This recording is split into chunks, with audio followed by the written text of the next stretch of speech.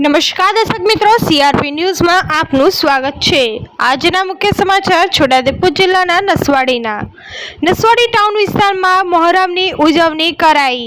શાંતિપૂર્ણ વાતાવરણમાં લોકોના સાથ સહકારથી મોહરમ પર્વની ઉજવણી કરાઈ।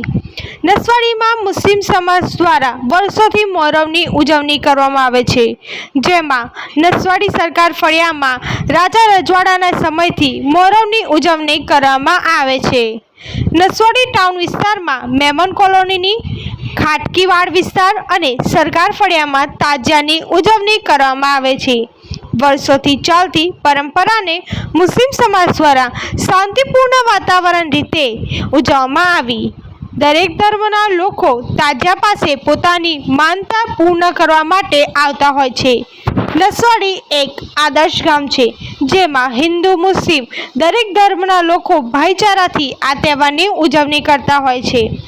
મોહરમના 7મા ચાંદથી તાજિયાની સ્થાપના કરીને 10મા ચાંદે તાજિયાનું વિસર્જન કરવામાં આવે છે।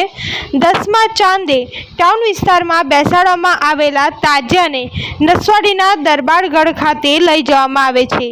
ત્યાં દરેક ધર્મના લોકો એકત્રિત થાય છે અને મનોકામના પૂરી થાય છે તેવી આસ્થા સાથે લોકો દરબારગઢમાં આવે છે અને 7 ફેરા ફેરવીને તાજિયાનું નર્મદા નદીમાં વિસર્જન કરવામાં આવે છે। નસવાડીથી જુબેર કુરેશીનો રિપોર્ટ। ધન્યવાદ।